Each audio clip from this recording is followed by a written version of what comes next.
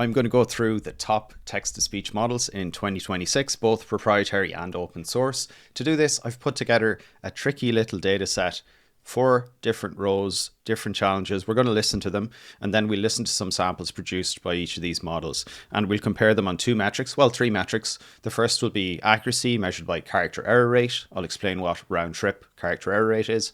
Then MOS, mean opinion score. And last of all, just my subjective feel.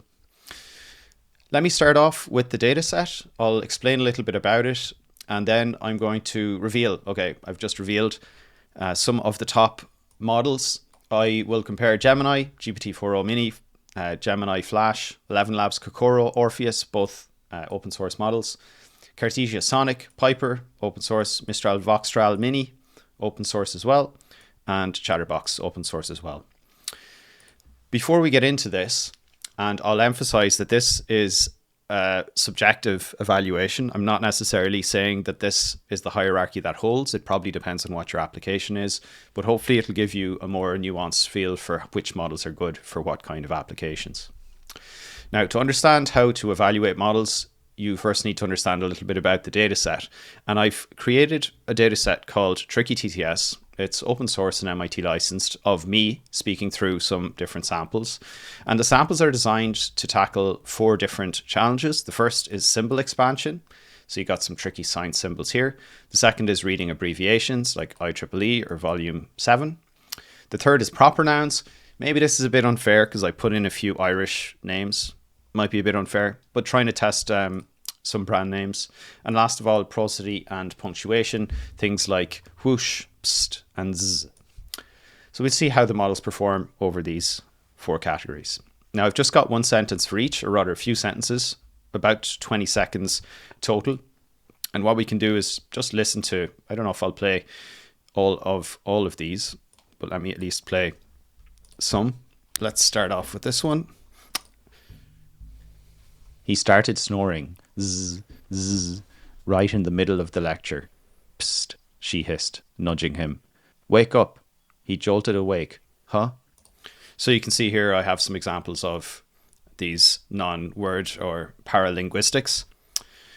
This one here, we have some nouns. You can see Mistral AI, also these Irish names, Saoirse, DeepSeek. So this is me again. Saoirse Ní Chiallainn from Dunleary benchmarked DeepSeek AI /DeepSeek R1 0528. Then we have some abbreviations like PhD here. Dr. K. Orliu, MD, PhD, FACC, presented in volume 12 of. And here we have some greater than or equal to 500 microliters of H2O2, 30% weight by volume at 37 plus or minus 2 degrees Celsius. So yeah, you can see this one, scientific notation. Now I should say that if you want a text-to-speech model to pronounce these very well, what you can do is you can get an LLM or a human to convert from these symbols into spoken form like this. And if you get the language model to read that out, it's going to be, the TTS model to read that out, it's going to be a lot more accurate for obvious reasons. Now, some providers will allow you to turn on normalization. For example, ElevenLabs, when you pass in a parameter, you can turn on normalization on TTS, and that will use a spoken form, which is programmatically generated. Now, the downside of this is if you programmatically generate the transformations, you're going to miss some edge cases. If you LLM generate the spoken form, then maybe you'll make some mistakes, but you're just going to have the latency if you're in a latency sensitive application like TTS. So I evaluate generally in the way that the model provides the raw API as default. So I don't turn on any knobs like the normalization if it's not there. However, some models, and I don't know, maybe Gemini does normalization internally. Maybe it's just part of the model's training itself. I'm not sure. So you could argue that some of the comparisons are not going to be exactly apples to apples. But what I'll say is I'm just using the models in default form, which I assume is the way that most people are hitting them on the API. There's one more thing I want to talk about here before we move on to see how the models perform. And that's this reference ASR column here. When you want to measure the accuracy of a speech-to-text model, or rather text-to-speech, one thing you can do is get the model to pronounce the words, so pass in the feed text, take that voice and then transcribe it back with a strong model and see if when you transcribe it back, it matches the original text. That's called Roundtrip CER. And obviously, one of the drawbacks is that it depends on the strength of the ASR model. So if the ASR model is not very accurate, you can have a high CER round trip just because you've a bad ASR model. One way you can partly mitigate that is you can use the ASR model on the ground truth text, or rather audio. So if you take my audio of me reading this out, and then if I use a strong ASR model to transcribe it, I get this column here, which is called reference ASR. That was done with Whisper v3 Large. And in fact, if you compare this transcription to the transcription of the sample predictions by a TTS model, it gives you a bit of a more fair comparison, because the errors that the ASR model makes will tend to be similar in both the original audio, my voice, and in the reference TTS model. You need to think that through probably a few steps, and doing evaluations in TTS is actually quite tricky. That'll give you a sense for why, and there's all sorts of tricks around normalizations that you use for different languages or different applications that will affect your scores and give you a better feeling for whether the model is good or not. So with that said, I'm going to go and evaluate now this data set using the 10 models I showed you. And we're going to evaluate them on two metrics, which I'll talk through now. The first is that Roundtrip CER, which is the character error rate. I should have said that. It's the percentage of characters that differ based on the reference. And the second one here is the mean opinion score. This is a score between 1 and 5 that grades the humanness or the quality of the voice. This typically would be provided by a human rater who rates them from 1 to 5, but those human ratings can be used to train a neural net. And so you can have a neural net as an MOS provider. This is actually the UT-MOS model. It was trained, I believe, by a Japanese lab, and it gives you scores between 1 and 5, with higher being better. Now, something to note is this model was trained on snippets up to about 10 seconds. As you go longer than that, the scores will tend to regress down towards the mean, so you'll see less dispersion between different quality audio. Nonetheless, it tends, in my experience working with clients, to correlate reasonably well with quality, and it's a meaningful signal. So before I go and play the samples, I'll just briefly comment on this table here. Sorry, the font is a little bit small. I've got it on one page. Broadly speaking, the best models in terms of accuracy are proprietary models. Gemini, GPT-4o Mini, TTS, Gemini Flash, and ElevenLabs are all generally very high quality. Even here, although it looks like there's 11 to 19% mistakes, some of those are just artifacts of the Roundtrip CER, which we'll appreciate more when we listen to the audio in a second. The quality ratings are also very good. They're up above 4, 4.2, 4.3. So these all tend to be, pretty human-like in terms of the sound, and you'll see that a bit later on. In fact, nearly all of these models, the sounds are quite good. Cartesia a little bit lower here. Not too sure exactly why. The big exception is Piper, and Piper is a very small model. It's one I'll be talking about training. I have trained Piper models to higher MOS scores, above 4 actually. When I say I have, but others in my team have trained them to either higher.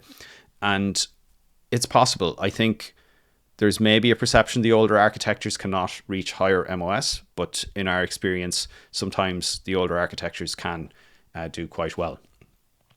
But it's worth saying that this is not a token-based model, which is one of the more modern approaches, although again, not necessarily better. And it's just one checkpoint. If you tested other Piper checkpoints, maybe you would do a little better. If you tested Piper checkpoints trained on more audio, you would definitely do better. Audio quantity correlates a lot, and audio quality correlates a lot with the quality of the model. On CER, you can see that as we go to open source like Chatterbox, surprisingly, Voxtral, for reasons we'll see when we examine the data, is not particularly accurate on some of these symbols. Cartesia is reasonably accurate, just scores a little bit higher than the other leading models. And Orpheus and Kokoro both perform quite well. Kokoro is very realistic. I'm not sure if it's because, it probably is because it was trained on synthetic data from proprietary models. That's probably a factor, but still it's impressive for a very small model. The character error rate is also not bad. This is not a token-based model either. Orpheus is a token-based model, so it's an autoregressive token-based model, and it performs well on realism and also has got a reasonably low character error rate. Now, I've made the data set hard, so that's why you're not seeing character error rates down towards 1 or 2%. If you were ever running evals on English, a standard English data set, or even other main languages, you're going to see character error rates around 3, 4, 5%, maybe down towards 3% for some proprietary, 5, 6% as you go to some open source. So these are all high, but that's because I've made the test set difficult. So with that, we'll go and listen to a few of these models. I won't listen to them all, but let's check Gemini here. We'll go to the data set. Gemini does a really good job. It's able to handle symbols and it's able to handle prosody down here. Let's give it a listen. He started snoring. Zzz, zzz, right in the middle of the lecture. Psst, she hissed, nudging him. Wake up! He jolted awake. Huh? What happened? Yeah, I mean, there's basically no mistakes being made. There are maybe, yeah. Actually, this is a slight mistake at the end here. I'm just noticing it now. And this is something you see with TTS. And it tends to be more a characteristic of autoregressive models than of once through continuous or latent space type models, where the model just puts in an end token and it finishes, even though there is some more. So the audio is actually getting cut off here, and this is actually a mistake. Let's just listen here. Saoirse ní Ceilfin from Dunleary benchmarked DeepSeek AI / DeepSeek R10528. So the hilarious thing about this is it actually talks in an Irish accent slightly, even though I didn't put in an Irish accent for this. So there's something about the words which suggests that there's some kind of conditioning on the words, which I think is very funny. And yeah, that would allow you to deduce things about how this Gemini model is built. The ASR is reasonably accurate. It's not terrible on the Irish, but it's not quite right either. And the pronunciation of these, let's just listen a bit more. Against Quen/Quen23B A22B on MMLU Pro, while her colleague Siobhan O'Ryan from Innismain. Yeah, the funny thing there is it literally transcribes Orion into Orion, which, yeah, I suppose maybe if you just say it in English, it would do that. So yeah, this is quite good. Let's just do one more here. The reaction requires greater than or equal to 500 microliters of H2O2, 30% weight per volume at 37 plus or minus 2 degrees Celsius, yielding approximately 2.5 times 10 to the 6th CFU per milliliter. So yeah, I mean, this is really beautiful. Now, possibly there's some normalization happening in the endpoint, and that's how it's being pronounced so well. But this is really, really good. And part of the error here is actually because if you listen to my audio, I actually am missing the first few words. So part of the error is actually false in this first example. So overall, Gemini here, and the same basically goes for the Flash model. We can maybe quickly listen to OpenAI's GPT-4o Mini TTS, which is now not that recent of a model. But let's see if it gets the end of this last one correct. Yeah, it does. And we'll just quickly listen. By the way, the strongest proprietary models are generally very good on paralinguistics. He started snoring. Zzz, right in the middle of the lecture. Psst, she hissed, nudging him. Wake up. He jolted. Funny enough, the model decides to do a continuous zzz instead of two snores. And I think that's the only mistake. There's an extra Z in there. Let's see about the Irish. Saoirse ní Ceilfin from Dunleary benchmarked DeepSeek AI / DeepSeek R10528 against Quen3 235B A22B on MMLU Pro, while her colleague Siobhan O'Ryan from Innismain. So yeah, the Irish pronunciation is not quite right. It's Dunleary, actually close enough to where I live. And funny enough, the model voices this slash, but then doesn't voice the slash in the next one. It's just an interesting inconsistency there. The reaction requires greater than 500 microliters of H2O2, 30% WV. So that's a small mistake. It's greater than or equals to. It's kind of interesting. I wonder if there's an error in the training data, because symbolically, that will translate to a different Unicode character, the greater than or equal to compared to greater than. So it's not obvious why the model would think that's in any way related to greater than. Maybe it's contextually in a similar place, but anyway, basically these models are very good. ElevenLabs, let's have a listen to ElevenLabs. Here's Gemini Flash, I'll skip that one.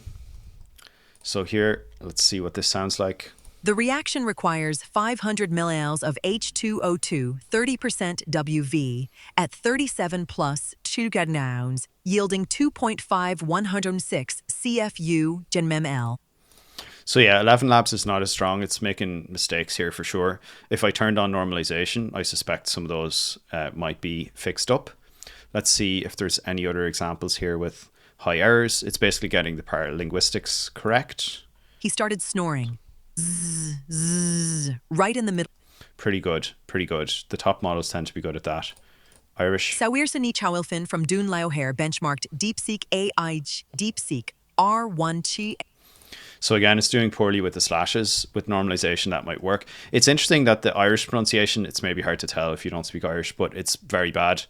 And that suggests that probably the model hasn't seen a whole lot of broad languages, which is kind of interesting. Yeah, it's kind of interesting. Dr. K.R. Liu, MD, PhD, FACC, presented in Voluntuthing of IEEE. So yeah, you can hear it's messing up this part here. Again, maybe turning on normalization would help. All right, so that kind of rounds up the top models there. Let's keep going and go to Kokoro, because this is scoring one of the best. And let's listen here. So this is style TTS 2-ish type model, kind of the follow-on from the VITS type of models. And let's listen. The reaction requires greater or equal to 500 μl of H2O2, 30% WV at 37 plus or minus 2 degrees C, yielding approximately 5 times 10⁶ CFU ml. It's actually really good. It clearly says WV instead of weight per volume, and it seems to have an issue with numbers. It pauses in the wrong way at the decimal place. But yeah, and also it sounds pretty lifelike. Let's try this one. Saoirse Ní Céilfinn from Dun Laoghaire Hair benchmarked DeepSeek AI / DeepSeek car 1-0528 against QN/QN 3-235. Yeah, so this one here, the Irish is bad. The slash is right. The prosody is not quite right in the numbers. There's a pause in a way that you wouldn't do it as a human. But yeah, broadly this model is pretty good. Now Kokoro is very difficult to fine tune. Potentially we will look at supporting that at Trelis. We do tune Piper type models, VITS, and we think it might be possible in general to get similar performance from both Piper and Kokoro when trained correctly. So based on that, we would decide whether we might eventually support Kokoro training. That's a bit of a side note, but let's listen to the end here. So you can see, let's listen to the paralinguistics. He started snoring zzz right in the middle of the lecture. Psst, she hissed, nudging him. Wake up, he jolted awake. Huh, what happened? So the paralinguistics are really good. The zzz is not correct.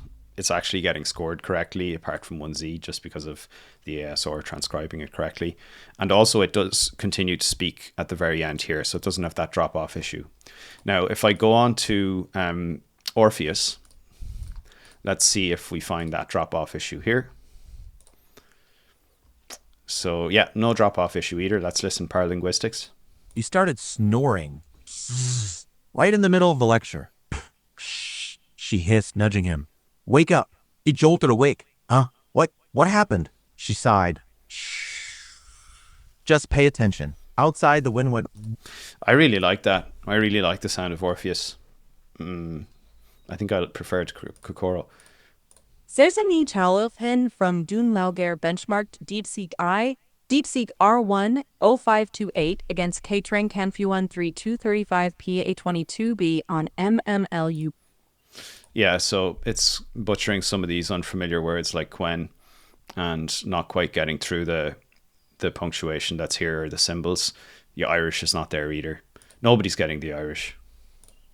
Dr. K.R. Liu, MD, PhD, FACC, presented in Volume 12 of IEEE Trans on Bioinformatics, pp. 89 to 104, arguing that the RPOB gene's S0LETZL mutation remains the gold. So yeah, that was a bit inaccurate there. The S531L. That's it kind of butchered that word, but really good otherwise. This sounded quite smooth. Obviously you wouldn't say pp, it's pages, but still that's pretty good, and the score reflects that. And yeah, quickly we'll just listen to this one. The reaction requires to 500 muols of H2O. Yeah, so it's not able to get the muel. I said muels. Does it say H2O2? 30% WVI at 37. Yeah, WVI. And what's it say for H2O2? H2O. Yeah, so the O is missing there. Okay, I won't listen to Cartesia. I will give Piper a listen because I want you to see what it's like if you have a model that's not trained on so much data, what kind of sound you get. Potentially not as much quality data either, but let's listen here. He started snoring. Said, right in the middle of the lecture. Psst, she hissed, nudging him. Wake up! He jolted awake. What happened? She sighed. SHHH. Just pay attention. Outside, the wind went whoosh through the open window and somewhere far off drip. Drip. Drip. He started snoring. You know, it's actually not bad. There's some kind of an airiness to it, and it's chop, chop, chop. There's some kind of chop. It's not so smooth. But yeah, still not too bad. The reaction requires greater or equal to 500 mul of H2O2 30% W/V at 37 plus or minus. Yeah, I don't know. That maybe sounds a bit more robotic. I should point out as well that if you're looking at open source models, your big trade-off is if you want to be on CPU, you got to be looking at something like Piper, Kokoro. If you've got a GPU or maybe a Jetson, you're looking then Orpheus is going to be realistic. Chatterbox as well. Chatterbox is very difficult to inference. The VLLM support, it's still well, there isn't even VLLM official support. There's a fork maybe I don't think works that well, and it's very hard to parallelize because the Chatterbox architecture's got multiple parts that need to be wired in and coordinated to get through high throughput in batch. So realistically, you're looking at Orpheus, maybe CSM, but CSM Sesame doesn't support, it's not supported on VLLM wide. So you're just looking at kind of Orpheus, Kokoro, then of course looking at Voxtral. Now let's listen to Voxtral. It's the last one I do have one sample I want to show you on Chatterbox because I think it's pretty funny. Let's listen to one maybe on was I listening to Piper here? Hopefully I wasn't playing the wrong data set for you. Piper, yeah, I think we listened to this one. He started snoring. Oh yeah, I recognize that. So let's listen to Voxtral and then we will listen to Chatterbox. It's showing as Mistral here, which is maybe a bit confusing, but it's at least linked. So here you'll see one of the classic issues with autoregressive models. He started snoring. Zzz, zzz, right in the middle of the lecture. Psst, she hissed, nudging him. Wake up. He jolted awake. Huh? What? Yeah. So it decides to put an end token here and never continues. And I did try it not using the ellipses, but using a comma, and that didn't help. So there's a length / continuation issue here. We can maybe quickly listen to this. Saoirse Ní Chálfin from Dunleary benchmarked DeepSeek I / DeepSeek R10528 against Quen/Quen3235B A22B on MMLU Pro. That's actually pretty good. Yeah, it's pretty good. I guess the Irish pronunciation is poor and probably hurting it. And let's listen maybe to this first one here. The reaction requires an inquiry greaterlers B trowi minop the epis fertium equins 40% at the /v at turfring plus hume. Yeah, so Voxtral really chokes on any kind of symbols. Again, if you normalize, I'm sure that's going to help a lot more. But yeah, something to be aware of. And then finally, Chatterbox. There's one sample I wanted to show you here, which I think is pretty entertaining. Again, we have this issue where we don't see the drip, drip, drip. Well, we do and we don't, you'll see. He started snoring. Z, right in the middle of the lecture. C, hissed, nudging him. Wake up! He jolted awake. Huh? What happened? She sighed. Shoosh, just pay attention. Outside, the wind went whoosh through the open window and somewhere far off, drip, drip, drip, drip.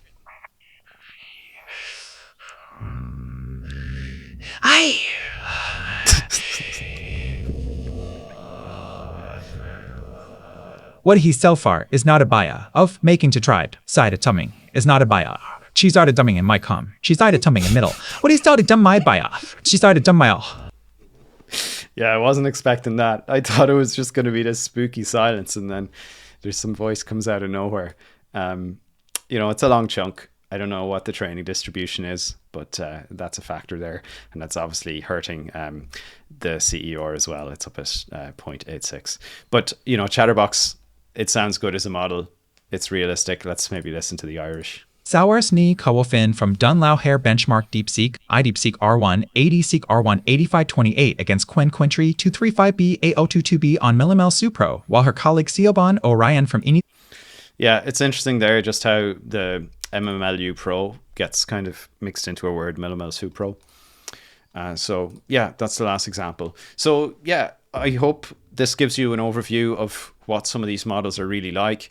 If you're dealing with a lot of technical language, you probably need to either normalize, maybe programmatically, or maybe turning on the feature if it's ElevenLabs. These models here at the top generally perform quite well. Maybe these ones do a little bit better in terms of accuracy, although ElevenLabs probably would be up there if you turn on the normalization. All of them provide pretty human-like voices. If you go to open source, I think if you're looking off the shelf, Kokoro is a great option. If you have to fine tune, you're probably looking at Orpheus, maybe Piper or Voxtral Mini. Do be careful with Voxtral Mini. You're going to need to have a larger computer like GPU, CPU. You're really talking only Kokoro or Piper. There is Pocket TTS, by the way, which I'm not covering here. I probably will talk about a little bit in some future videos. Doesn't have very broad language support, which is one of the reasons I haven't looked too much at Pocket TTS. Chatterbox, potentially good model, very hard to inference, so probably generally wouldn't recommend that one so much. And if you're going to use Voxtral, don't forget potentially that normalization, because it's going to have quite a few errors there as well. You can find this dataset here, Trelis/tricky-TTS-public. All of the evaluations were run with studio.trelis.com. You can check it out, studio.trelis.com, using the evaluation functionality over here for ASR TTS, including round-trip evaluation. And then you can even calculate the MOS, the mean opinion score of the audio. Maybe I'll just mention that before I finish.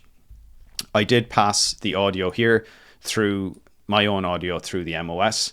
And as a comparison, you can see the max value we see here is Kokoro, which is 4.5. But if you pass my own voice through, you get somewhere around 4.2. So basically, these models are all on an MOS score, somewhat like a real human's voice. Kokoro here, I don't know.